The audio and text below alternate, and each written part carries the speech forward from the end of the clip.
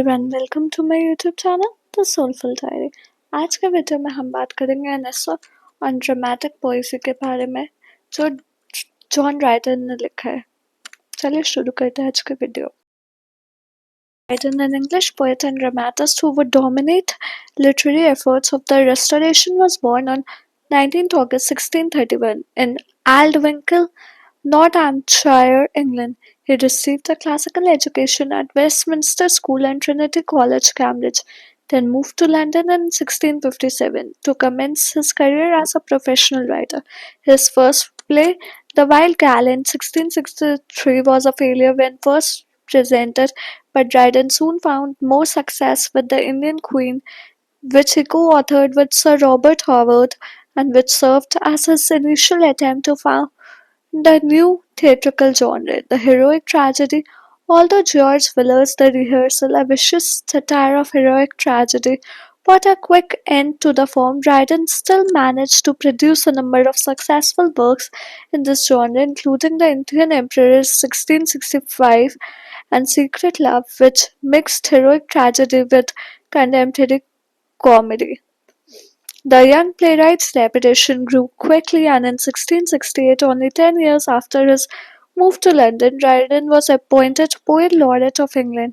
He was later stripped of the title because of religious differences when William and Mary came into power.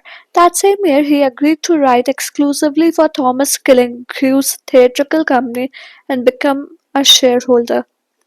Both his first offering, Tyrannic Love (1669) and his successful follow-up, The Conquest of Granada by the Spaniards (1670), are examples of heroic tragedy. In 1672, however, perhaps sensing the demise of his short-lived genre, Dryden turned his hand to comedy and produced Marriage, La Mode, a brilliant battle of the sexes. Dryden's relationship with Killigrew's company continued until 1678, at which point he broke with the theatre, which was floundering in debt, and offered his latest play, Oedipus, a drama he had co-authored with Nathaniel Lee, to another company. In his later years, Dryden turned to poetry and solidified his reputation as the leading writer of the day, with such masterpieces as Absalom and Achitophel. However, he continued to write for the theatre, producing such plays as Don Sebastian, 1689, the story of a king who abdicates his throne after discovering that he has committed incest, and Amphitryon, a brilliant retelling of the classical myth. He also adapted a number of Shakespeare plays, including The Tempest and All for Love (1677), a retelling of Antony and Cleopatra. In addition, he wrote the libretto for several operas, including The State of Innocence (1677), an adaptation of Milton's Paradise Lost, and King Arthur, with music by Purcell. John Dryden died in London on 12th May 1700 and was buried in Westminster Abbey next to Chaucer. He left behind almost 30 works for the stage, as well as a major critical study, an essay on dramatic poesy, and a number of translations, including the works of Virgil. Major works. Apart from the economists and or complimentary poems of his early years, Dryden is well known for his satirical verse, The Popish Plot, a thwarted attempt by the Earl of Shaftesbury and others to exclude Charles' Catholic brother James from his right of succession to the throne, provided Dryden with the topic for what critics consider his greatest work, Absalom and Achitophel, a satirical attack on Shaftesbury and his confederates. This work inaugurated a phase of satirical and didactic verse which directly influenced the development of Augustan poetry in the next century, especially that of Alexander Pope. The poem was followed in 1682 by MacFlecknoe, a mock heroic poem which was directed at the poet Thomas Shadwell, a literary antagonist of Dryden, allied to Absalom and Achitophel in tone. MacFlecknoe displays Dryden's mastery of rhythm and cunning verbal attack. The same year there also appeared a shorter, more serious satirical poem titled The Mid-All, which again was aimed at Shaftesbury. चलिए अब ऐसे on dramatic poesy को discuss करते हैं. Criticism flourished in England during the restoration of Stuarts. An essay in dramatic poesy deals with the views of major critics and the tastes of men and women of the time of Dryden. The work is in a form of semi-drama, thus making abstract theories interesting. In the late 17th century, Shakespeare was severely criticized for his careless attitude towards the mixing of genre. It was Dryden who elevated Shakespeare to height of his natural genius. The narrative of an essay on dramatic poesy has four debaters, among whom Neander is the one who holds the view of Dryden.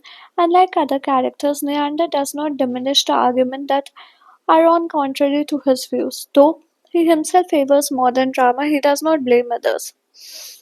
The beginning of the narrative in essay of dramatic poesy or of dramatic poesy is as follows. A battle is going on between England and Netherlands. Four gentlemen, namely Crites, Eugenius, Lycidius, and Neander, are travelling by boat to see the battle and start a discussion on modern literature. Crites opened the discussion by saying that none of his contemporaries can equal the standards and the rules set by ancient Greeks and Romans. Eugenius restrains him from wasting time on finding demerits. He asks him to find relative merits in Greeks and moderns. It deals with the views of major critics and the tastes of men and women of the time of Dryden. The work is in a form of semi-drama, thus making abstract theories interesting. In the late 17th century, Shakespeare was severely criticized for his careless attitude towards the mixing of genres. It was Dryden who elevated Shakespeare to height for his natural genius. The narrative, an essay on dramatic poesy, has four debaters, among whom Neander is the one who holds the views of Dryden. Unlike other characters, Neander does not diminish the arguments that are on contrary to his views. Though he himself favors modern drama, he does not blame others. Crites favors classical drama, that is the drama of Aristotle, who believed that drama is imitation of life. Crites holds that drama of such ancients is successful because it depicts life. He says that both classical and neoclassical favor rules and unity, status, time, place, and action. According to Crites, modern dramatists are shadows of Aeschylus, Sophocles, Seneca, and Terence. Example: Elizabethan dramatist Ben Jonson borrowed from classics and felt proud to call himself modern Horace. The classical is more skillful in language than their successors, and thus he ends up his conversation.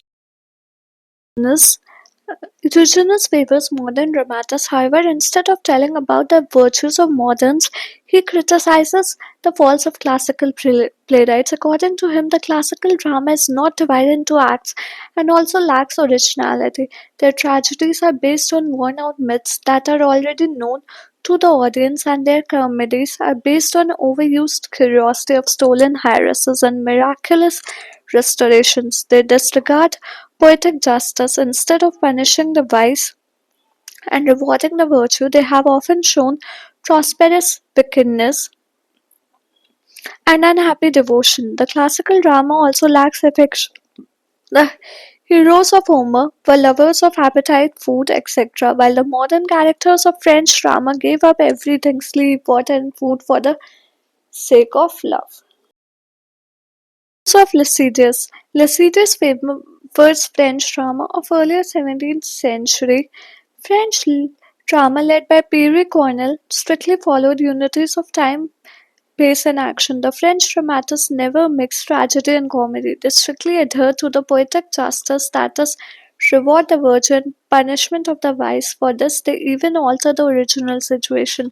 The French dramatists interweave truth with fiction to make it interesting, bringing elements that lead to fate and borrow from history to reward the virtuous which he was earlier deprived of. They prefer emotions over plot. Violent actions take place off stage and are told by messengers rather than showing them in real. Views of Neander. Neander's contradicts Lycidas' arguments favoring the superiority of French drama. He talks about the greatness of Elizabethans. For him, Elizabethans fulfill the drama's requirement, that is, imitation of life. French drama raises perfection, but has no soul or emotions, as it primarily focuses on the plot. For Neander, tragic comedy is the best form of drama. Both sadness as well as joy are heightened and are set by side. Hence, it is closest to life. He believes that supports enriched drama. This French drama, having a single plot, lacks this vividness. Further, Samuel Johnson, who defended Shakespeare's disregard of unity, believed that adherence to unity prevents depth. According to him, deviation from set rules and unities give diverse themes to drama. Neander rejects the argument that change of place and time diminishes dramatic credibility in drama. For him, human actions will seem more natural if they get enough time to develop. He also argues that Shakespeare is the man who, of all the modern and perhaps ancient poets, enlarges us and most comprehensive soul. Francis Beaumont and John Fletcher's dramas are rich in wit and have smoothness and polish in their language. Hunter says, I'm apt to believe the English language is then arrived at its highest perfection. If Ben Jonson is a genius for a correctness, Shakespeare excels him in wit. His arguments end with a familiar comparison. Shakespeare was the Homer or father of our dramatic poets. Johnson was the Virgil, the pattern of elaborate writing. I admire him, but I love Shakespeare. Thus, for him, Elizabethans are superior because they have a variety of themes, emotions, deviations, wit. They do not adhere to rules as well as thus their drama is really an imitation of life. Views on rhyme and drama. At the end of the discussion, there is an argument between Kreitz and Neander over rhyme in play. Kreitz believed that blank verse as the poetic form nearest to prose is more suitable for drama. On the other hand, Neander defends rhyme as it briefly and clearly explains everything. The boat on which they all were riding reaches its destination, the stairs at Somerset House, and the discussion ends without any conclusion being made. चलिए अब questions discuss करते हैं. Write the names of the participants in an essay of dramatic poesy. Eugenus Wellborn favors the modern over the ancients, arguing that the modern exceeds the ancient because of having learned and profited from their examples. Kreitz argues in favor of the ancients. They established the unities. Dramatic rules were spelled out by Aristotle, which the current and esteemed French playwrights follow, and Ben Jonson, the greatest of English language, according to Kreitz, followed the ancients' example by adhering to the unities. Lycidas argues that French drama is superior to English drama, basing this opinion on the French writer's close adherence to the classical separation of comedy and tragedy. For Lycidas, no theatre in the world has anything so absurd as the English tragicomedy. In 2 hours and a half, we run through all the fits of Lamb. Neander favors the moderns but does not disparage the ancients. He also favors the English drama. He defends tragicomedy. He criticizes the French drama essentially for its smallness. He extends his criticism of French drama into his reasoning for his preference for Shakespeare over Ben Jonson. Shakespeare had the largest and most comprehensive soul, while Jonson was the most learned and judicious writer which any theatre ever had. Second question. How does Dryden compare Shakespeare and Ben Jonson as dramatists? Shakespeare and Ben Jonson were two celebrated dramatists of Elizabethan England, but they differed sharply. Ben Jonson was a great dramatist, but his fame and greatness have been eclipsed in the shadow of Shakespeare, the greatest dramatist of England. Dryden writes in his essay of dramatic poesy, as for Jonson, I think him the most learned and judicious writer which any theatre ever had. He was deeply conversant in the ancient both Greek and Latin, and he borrowed deeply from them. If I were to compare him with Shakespeare, I must acknowledge him the most correct poet, but Shakespeare the greater wit. Shakespeare was the Homer or the father of our dramatic poets. Jonson was the Virgil, the pattern of elaborate writing. I admire him, but I love Shakespeare. Shakespeare is romantic. Ben Jonson is classist. Jonson, for all his concern with classical rule and precedent, often has less artistic unity in his plays than Shakespeare. The reason is easy to see. Shakespeare developed the unity appropriate to his original art form, while Jonson often imposed an external unity on his material. As a classicist and realist, Ben Jonson revolted against the romantic conception of comedy which reached the highest of excellence in Shakespeare. He found the romantic drama a curious jumble of incompatible things, and he set out to restore the classic simplicity which the ancient practice and which Sidney had advocated. The basic principle which the ancients had taught was that comedy should be patterned after real life. It should use, to quote Johnson's word, deeds and languages such as men do use. Comedy should be a copy of life, a mirror of custom, a representation of truth. When Johnson observed the three classical unities of time, place, and action, and allowed no admixture of the comic and tragic elements, whereas against this, Shakespeare, like other Elizabethan dramatists, wrote his comedies not to present a picture of contemporary life, but to entertain and to present a vision of life. He was the distinguished exponent of romantic drama. He ignored the three classical unities of time, place, and action and allowed the mixture of the comic and the tragic elements in order to present a comprehensive view of life. Ben Jonson is a moralist and social reformer, then an artist. Shakespeare is first and primarily a superb dramatic artist. The rare pen hurled instructive fire around the world. Shakespeare was more interested in providing amusement to the audience than to winning of mind from wickedness to virtue. Unlike Shakespeare, whose plays show no moral purpose, Johnson selected the satirical comedy as his chosen instrument to set society right. Shakespeare plays are the result principally of the exercise of a powerful imagination following no set pattern or rule. To sum up, Ben Jonson's fame as a dramatist is eclipsed by Shakespeare.